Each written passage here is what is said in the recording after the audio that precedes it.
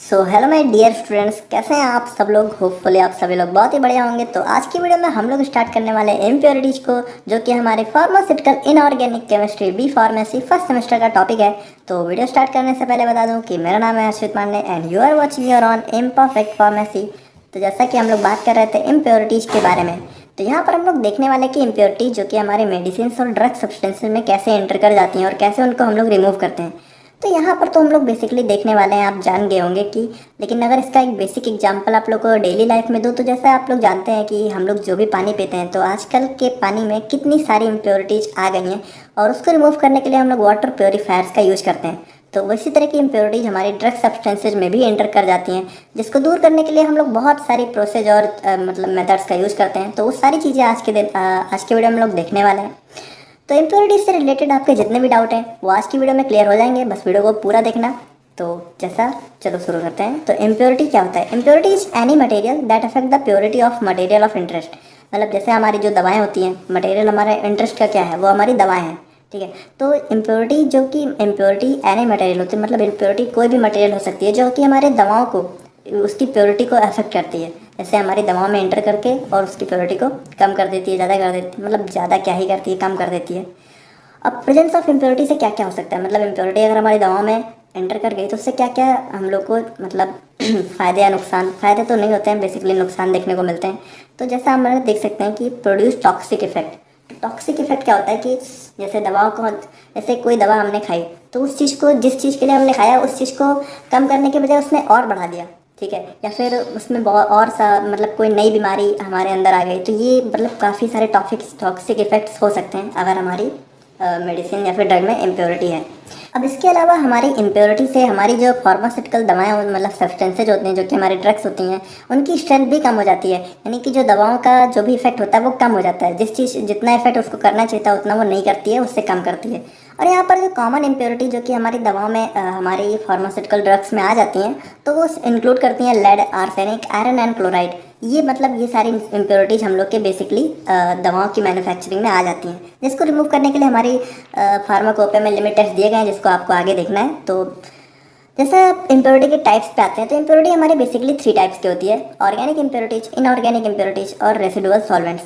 अब यहाँ पर ऑर्गेनिक इम्प्योरिटीज क्या होती है? तो ऑर्गेनिक इम्प्योरिटी जो इम्प्योरिटीज होती हैं जो कि हमारे ड्यूरिंग मतलब बेसिकली हमारे सिंथेसिस, प्योरीफिकेशन और स्टोरेज, यानी कि दवाओं के रख रखाव के दौरान हमारी आ जाती हैं। तो अब ये मे बी आइडेंटिफाइड और नॉट आइडेंटिफाइड, मतलब ये इनको पहचाना भी जा सकता है और हो सकता है कि इनको ना पहचाना जाए, मतलब ये कभी कभी तो पकड़ में आ जाती हैं लेकिन कभी कभी पकड़ में नहीं आती हैं। अब यहाँ पर they basically include starting material, by product, मतलब ये सारे जो कि प्रोडक्ट्स हैं जो कि हमारे इन ऑर्गेनिक इम्प्योरिटीज़ में आ जाते हैं। अब एक बात आपको बता दूं कि बिल्कुल भी आप लोग को एकदम नोट्स कॉपी करने की ज़रूरत नहीं है। ये चीज़ मैंने आपकी नोट्स की क्वालिटी के लिए लिख दी है, बाकी आप अपने हिसाब से जो इसमें लिख सकते हैं, इसमें इतना कुछ कॉपी एकदम आप लोगों को कॉपी नहीं करना है, ठीक है। और यहाँ पर इनऑर्गेनिक इम्प्योरिटीज की बात करें तो ये बेसिकली मैन्युफैक्चरिंग प्रोसेस में हम लोग के आ जाती है और ये जनरली आइडेंटिफाइड होती है।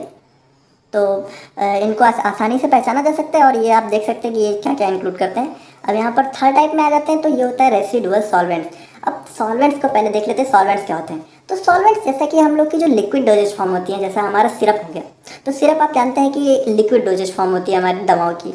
तो जो लिक्विड सिरप को बनाने के लिए जो भी हम लोग यूज़ करते हैं उसको सॉल्वेंट्स कहते हैं। मतलब सिरप को प्रिपेयर करने के लिए हम लोग जो चीज़ें यूज़ करते हैं दवाओं में उसको सॉल्वेंट्स बोलते हैं। यहाँ मतलब दवाओं में सॉल्वेंट्स, वैसे तो सॉल्यूट सॉल्वेंट आप जानते होंगे, बट यहाँ पर सॉल्वेंट्स में यहाँ पर ड्रग्स में बात कर रहा हूँ।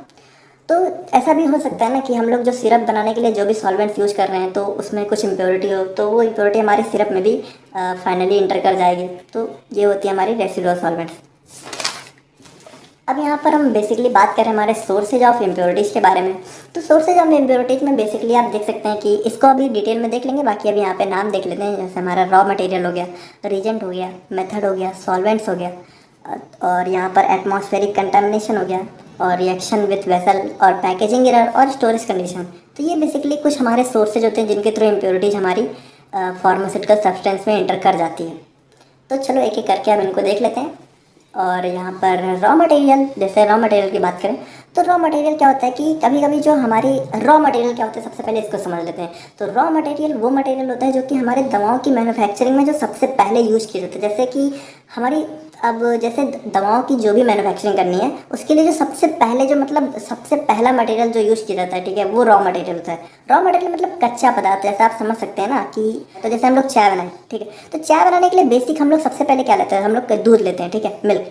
तो वो हमारा रॉ मटेरियल हो गया चाय में, ठीक है, मिल्क, टी में हमारा मिल्क रॉ मटेरियल हो गया। इसी तरीके से हमारे दवाओं को प्रिपेयर करने में हमारे रॉ मटेरियल्स, अब रॉ मटेरियल्स में ही अगर इम्प्योरिटी आ गई, यानी कि जो हमारा स्टार्टिंग मटेरियल है अगर उसी में हमारी इम्प्योरिटी इंटर कर गई तो फिर दवाएं तो हमारी एट लास्ट में मतलब इम्प्योरिटी से हो ही जाएंगी। तो यहाँ पर देख सकते हैं जैसे कि इम्प्योरिटीज फ्रॉम रॉ मटेरियल्स में be carried through manufacturing process and contaminate the final product. जैसे कि अब इसमें एक बेसिक एग्जांपल देखें तो हमारा जो रॉक सॉल्ट होता है, हमारा NaCl मतलब हमारा जो सोडियम क्लोराइड नमक होता है वो हमारा रॉक सॉल्ट से प्रोवाइड किया जाता है। अब रॉक सॉल्ट हमारा CaSO4 यानी कि कैल्शियम सल्फेट और MgCl2 यानी मैग्नीशियम क्लोराइड कंटेन करता है। अब जो हमारा NaCl यानी कि जो भी हमारा नमक है जो कि हमारा रॉक सॉल्ट से प्रिपेयर किया गया है, तो वो यहाँ पर जो कि कैल्शियम और मैग्नीशियम के ट्रेसेस यानी कि उनके मतलब कुछ अमाउंट यहाँ पर कैल्शियम और मैग्नीशियम का हमारे NaCl में इंटर कर सकता है, जो कि हमारे इम्प्योरिटीज के फॉर्म में इंटर कर जाता है।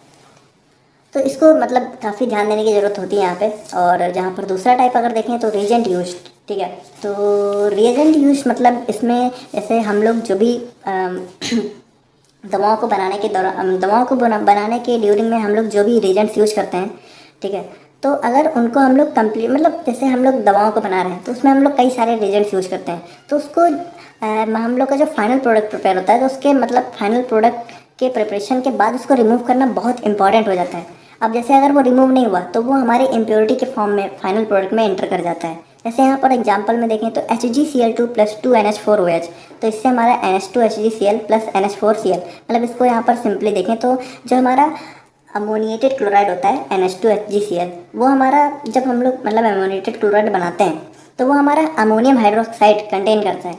अब अगर ये अमोनियम हाइड्रोक्साइड हम लोग फाइनली वाटर से वॉशिंग के बाद अगर ये रिमूव नहीं होता है तो ये हम लोग का जो फाइनल प्रोडक्ट बन रहा है उसको कंटामिनेट यानी उसको इम्प्योरीफाई कर सकता है। तो यहाँ पर जो हमारा थर्ड पॉइंट आता है सोर्सेज ऑफ इम्प्योरिटीज में, वो हमारी आती है मेथड और प्रोसेस। अब इसको बहुत ही सिंपल लैंग्वेज में अगर समझें तो जैसा कि हम लोग जानते हैं कि जो दवाओं की प्रोसेसिंग होती है जो कि उनकी मैन्युफैक्चरिंग प्रोसेस होती है, तो उसमें कई सारी स्टेप मतलब जैसे एक स्टेप के बाद दूसरी स्टेप के बाद तीसरी स्टेप, जैसे multiple step synthesis process use होती है।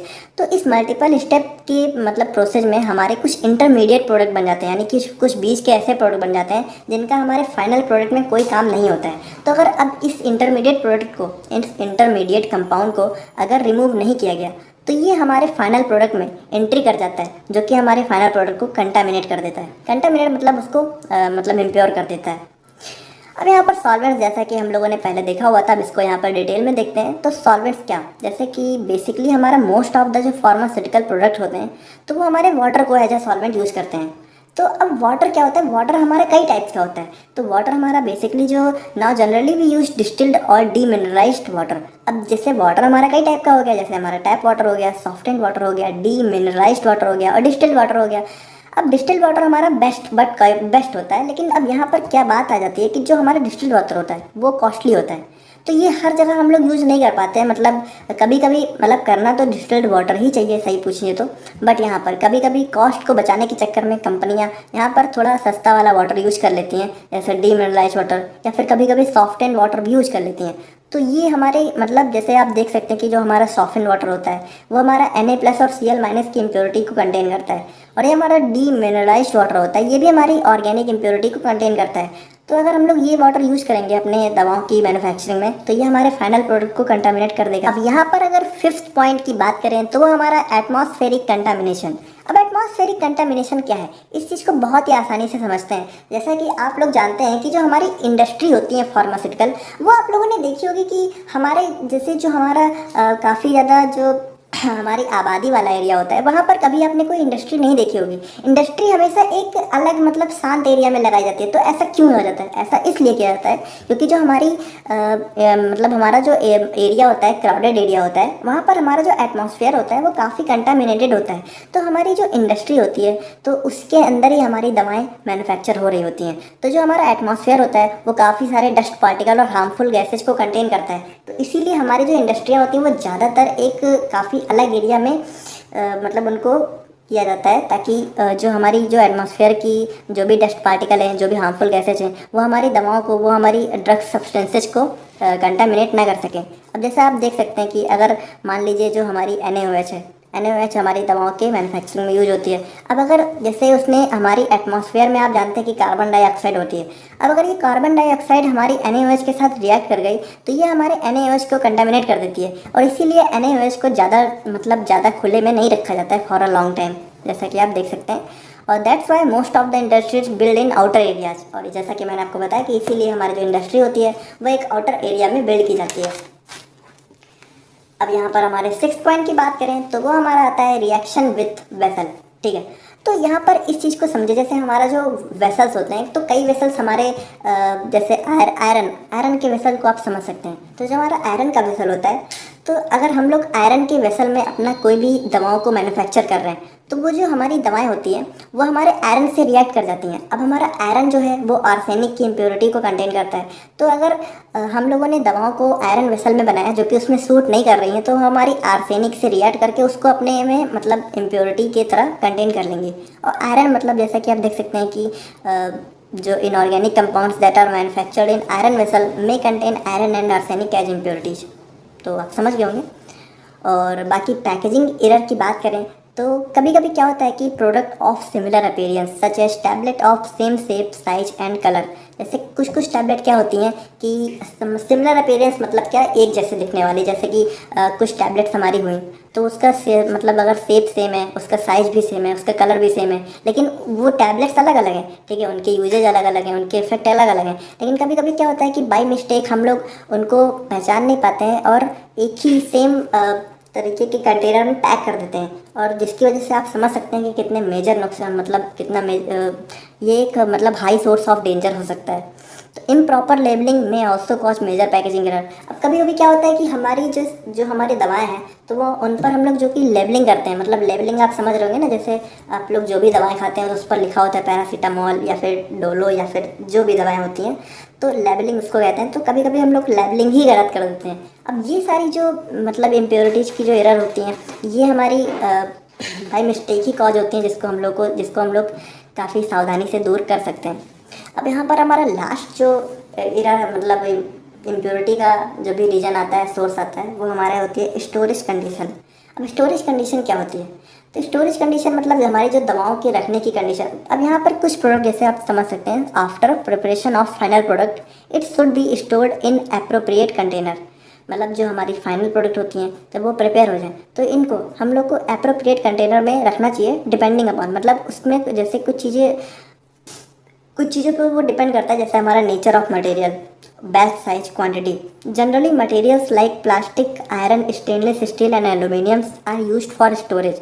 Improper storage leads to reaction with these materials and contaminate the final product. जैसा कि हम लोगों ने देखा था कि हम लोग अगर यहाँ पर जो हमारा आयरन होता है, स्टेनलेस स्टील होता है, एल्यूमिनियम होता है, तो इनके इन मटेरियल्स में अगर हम लोग अपनी दवाओं को स्टोर करते हैं, ठीक है, तो अगर गलत तरीके से हम लोगों ने स्टोर कर दिया, फिर गलत दवाओं को स्टोर कर दिया, तो वो इनसे रिएक्ट कर सकती हैं और हमारे फाइनल प्रोडक्ट को कंटामिनेट कर सकती हैं। तो यहाँ पर होपफुली आपको जो कि समझ में आ गया होगा। और बाकी और भी लेक्चर्स आने वाले हैं। और बाकी एक बात आपको बता दूँ कि आई नो कि थोड़ा मुझे प्रॉब्लम्स अभी हो रही हैं क्योंकि ये बिगनिंग है, बट टाइम के साथ साथ वो सारी चीज़ें भी दूर कर दी जाएंगी और नोट्स आपको व्हाट्सएप पे मिल जाएगा। तो यहाँ पर व्हाट्सएप ग्रुप का लिंक डिस्क्रिप्शन में ज्वाइन करना मत भूलिएगा। बाकी मिलते हैं नेक्स्ट वीडियो में।